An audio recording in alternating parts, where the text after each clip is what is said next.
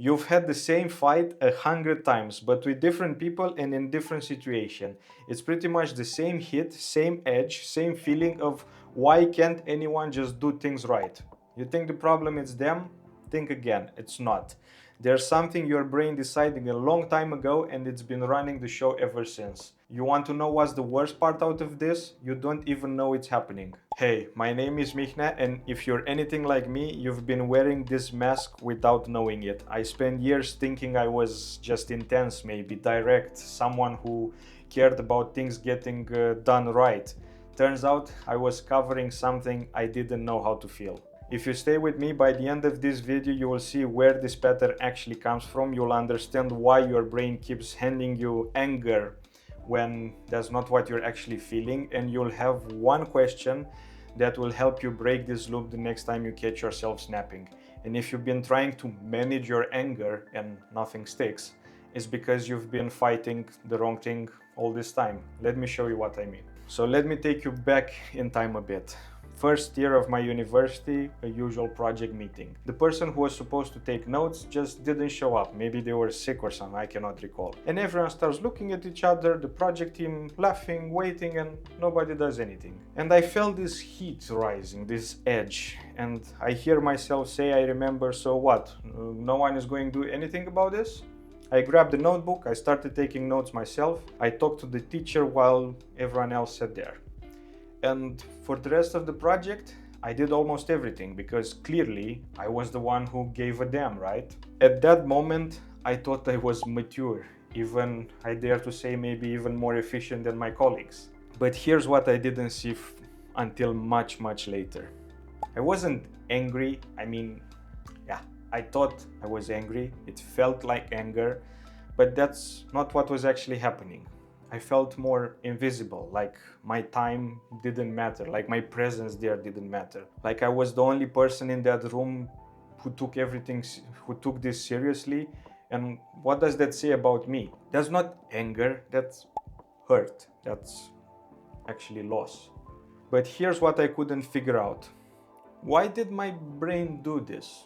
Why hand me anger when the real feeling was something else entirely? Let me tell you, because hurt feels weak. Loss feels like you lost already, and I didn't want to feel like I lost. So my brain handed me anger instead. Anger feels like you're doing something in that moment, and anger feels powerful, right? And I just wore that for years, probably decades, without knowing it was a mask. Does this sound familiar at all?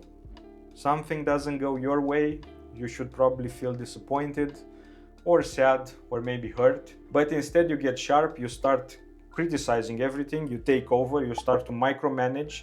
And the thing is, you're not wrong. Probably they should have stepped up. The frustration makes total sense. But the frustration isn't the real feeling, it's a cover story. It didn't start in a project meeting or in a work meeting. It started way earlier than that. Okay, so where does this actually come from? There's this window in our childhood, around 2 to 3 years old. That's when your brain is figuring out how to deal with loss.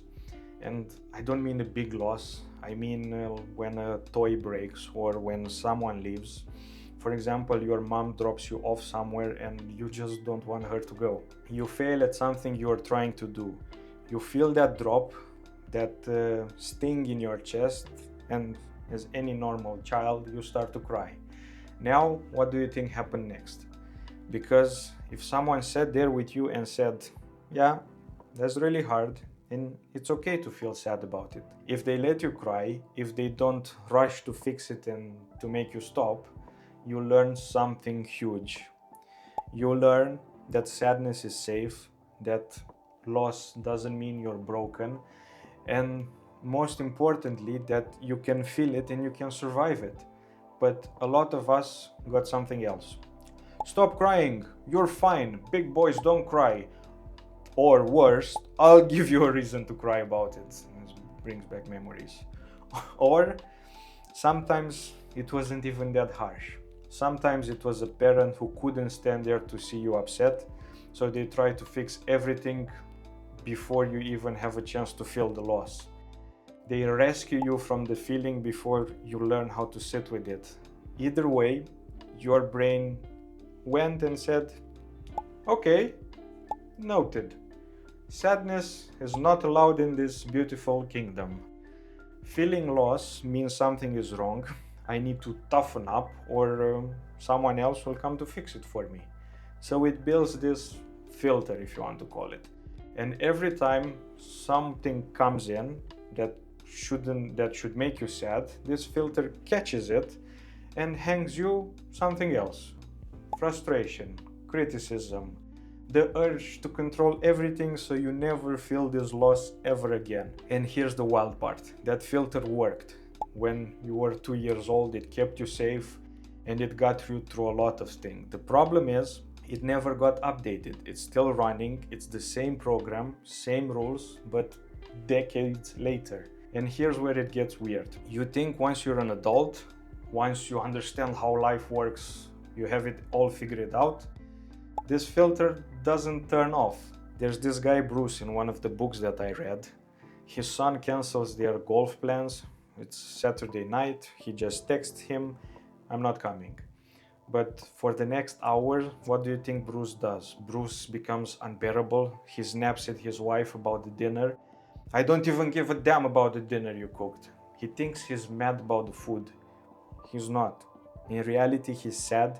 And he's sad about losing the time with his son. He's actually grieving this relationship he wished they had. His brain won't let him feel that, so it gives him anger.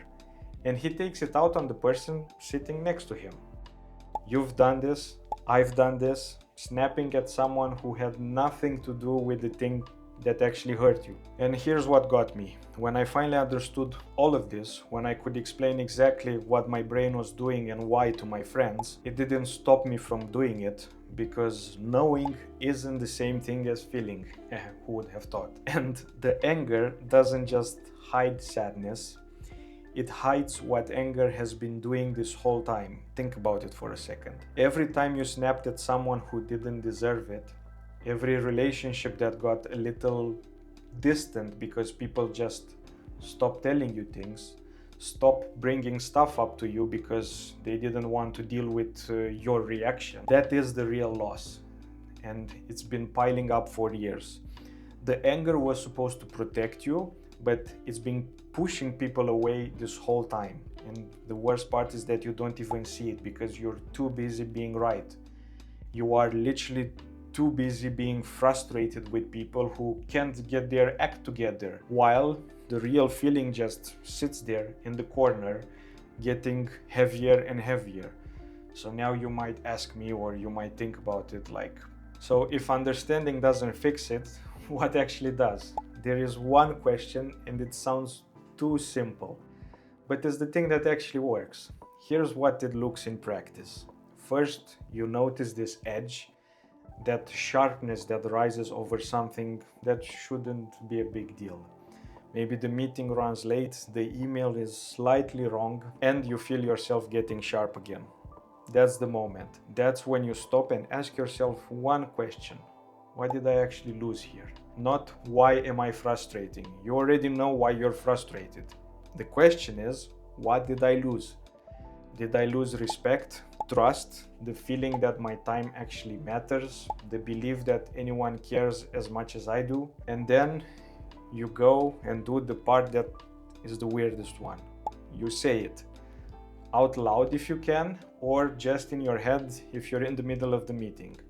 I'm not mad about the email, I'm just hurt that they forgot.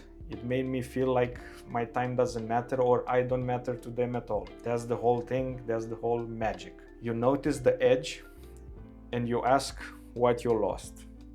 Say it. And something shifts. The edge softens and the filter kinda relaxes. Because you're not fighting the mask anymore, you're finally looking what's behind it. I wish I could have told you that I figured this out fast, immediately. I didn't. I spent years doing this before I understood what was going on. And honestly, by the time I learned about it, I already started moving through it without even realizing it. But by looking back, I can see it everywhere now. Every time the anger was actually grief. Every time I took over because I was hurt, not because I was the most capable person in the room, man, not at all. Every conversation that got harder because I couldn't say, hey, that hurt me. So instead of saying, oh, that's unacceptable. But you don't have to wait as long as I did. The question is right there, what did I actually lose? Once you start seeing it in yourself, you will also start to notice it in other people as well. That edge, the one that shows up every time something doesn't go your way, now you know what it is. It's not a flaw, and I think the best part out of it, it's not you being difficult. It's just an emotion your brain hid from you when you are literally too small to do anything about it. And it's been running the show ever since. It's okay to feel things. The feeling was never the problem. If this landed with you, please consider subscribing. And if you ever caught yourself doing any of this, please leave a comment. I genuinely want to know what clicked with you. I'm working on more videos like this. Until then, please take care of yourself. I really mean that. See you next time. Bye bye.